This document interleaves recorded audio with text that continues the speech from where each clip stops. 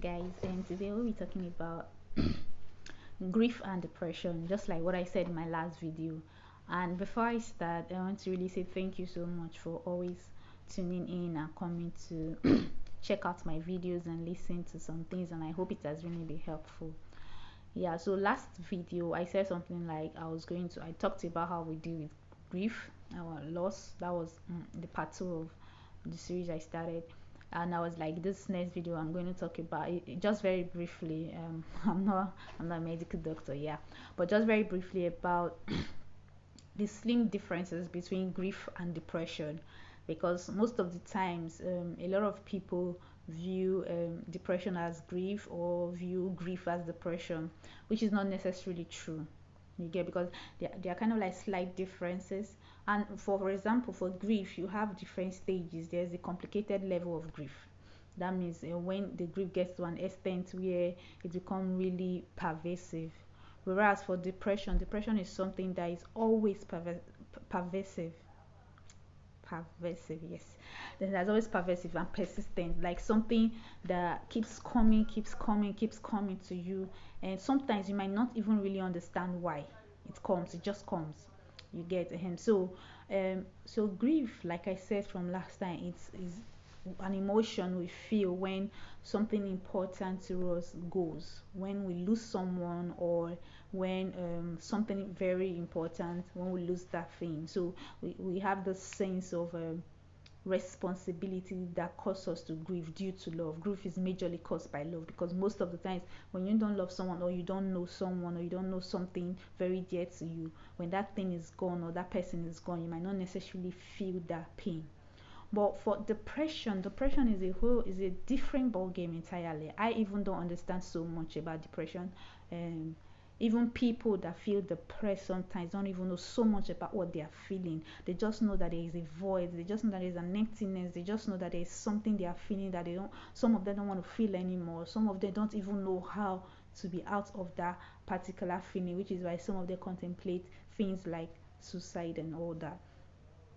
So I've already said a lot about grief, so I'm going to dive in a bit about depression and my own way of thinking of how we can really be able to help ourselves when we feel depressed.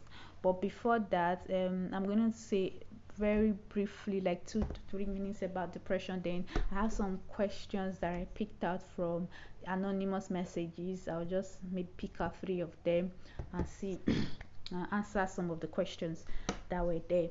So basically, depression is like, how will I call it now, is a persistent feeling or pervasive feeling in which even positive events can bring someone to depression. Like things that are good can make someone feel depressed. That sounds strange, right? But it's actually true. Things that are good can actually make someone feel really depressed, you know. So depression sometimes can happen because sometimes what we think we know about ourselves, we might feel that we're not good enough. We might feel that the life is not fair, or the world is not fair, or events and situations that have happened in our life that have caused us to feel that it's just too bad, or it's just too sad, or we're just the only one that can understand this pain.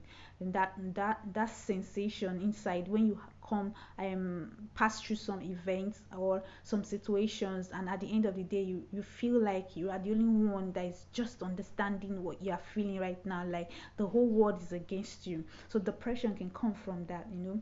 And I was listening to some of messages some days ago, and there was something that Andrew Womack said. He said when you he said when you try to um, be so concerned about your self esteem, or your self-esteem and your self-worth, you can easily become depressed. You can easily lose what is called happiness.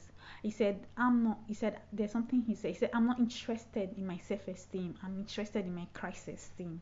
What he was trying to say in that statement was, when you come to a realization where Christ is the definition of you, then you know that nothing else matters. You know that you can find your happiness in him. You know that you can find your faith, you can find your strength in him, and you know that you are so worth it, because Christ didn't just die for that man. He didn't just die for the richest man alive. He didn't just die for the politicians or the people that are on high stakes in the society. No, he died for you and he died for me. So that means that I'm relevant. That means that I'm self-worthy. That means that I'm important enough for Christ to pay that sacrifice.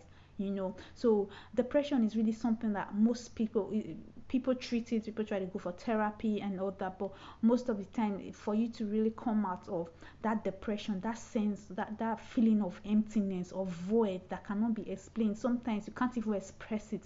Even when someone is asking you about what's going on, what are you feeling, you find it very difficult to be able to express it, because it seems like nobody really gets you.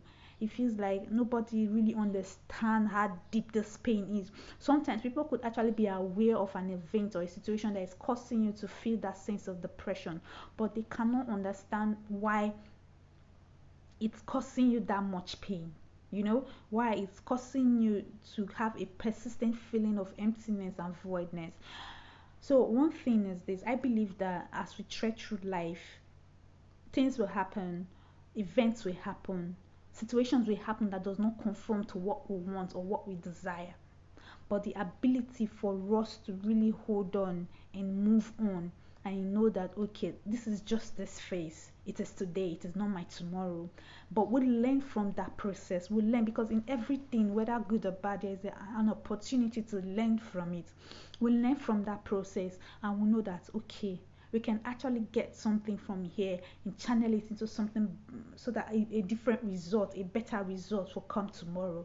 You get him? So we need to be able to feel. No, you need to understand that what you feel about yourself most times might not even be correct, because sometimes depression comes as a result of our own personal feeling, unlike pain or one kind of grief that comes as a result of something external.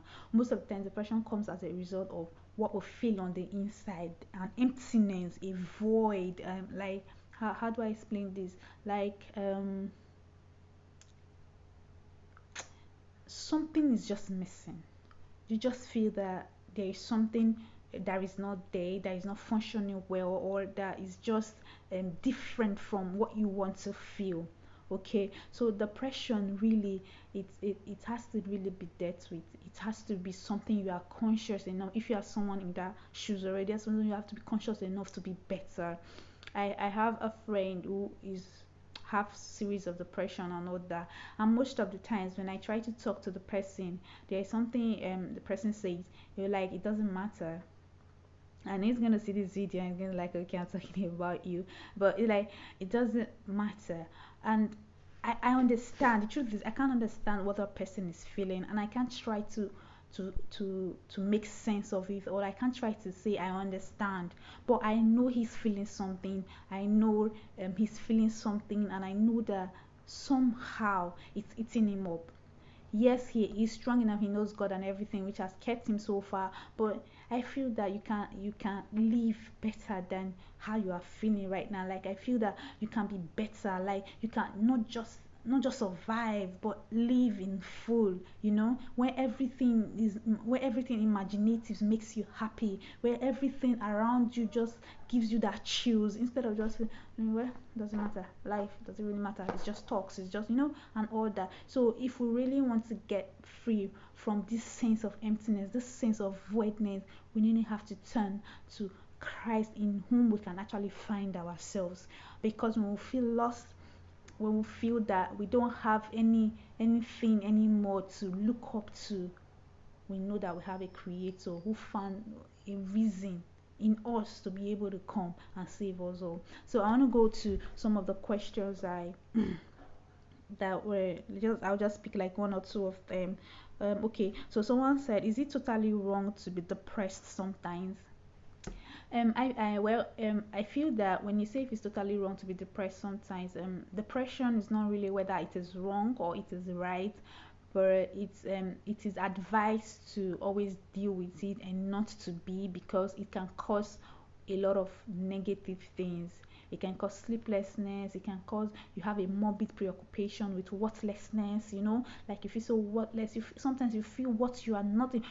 When people compliment you, or when people tell you you are good at something, you don't even believe them and everything. So it's not really about whether it is wrong or it is right, but it's a feeling that we should try our best to dissociate with, so that it doesn't cause us to have this preoccupation of worthlessness. Okay, someone said, can you, thinking about your current situation over and over again, is it being categorized as being depressed? Well, not really. It depends on how you are thinking about it. Like, if thinking about your situation over and over again, does it cause you to feel empty? Does it cause you to give up? Does it cause you to have this sense of um worthlessness, or a sense of you cannot do anything anymore, like there's nothing? So how does that make you feel? If you're thinking about your current situation is helping you to re-strategize and cause series of events that you want to happen to make the situation better, it's not really depression. But if it begins to grow into you become preoccupied with worthlessness, you become preoccupied with a sense of emptiness and void and all that, then I guess it's not something you should be doing. You should try to look for other positive things that will help you. So the last question I want to take is it possible for someone to be depressed and not know it? And when I tried to go through some researches, I heard that yes, that it's actually very possible for someone to be depressed and not know it. But that's why there are a lot of people that might not even give you any sense of they are feeling anything, and you just hear that they've committed suicide. You're so surprised, like how come? They might not even really know how deep a particular thing is until they make that decision. So I guess I think it's possible. From my research, it's very possible. That's the last question I'll be taking for today on that. So in summary, I want to end with this quote I saw recently. A friend of mine posted it, and I felt like it would really be important for us to hear that too. It said, positive thinkers also have negative thoughts, just that they don't grow on those negative thoughts.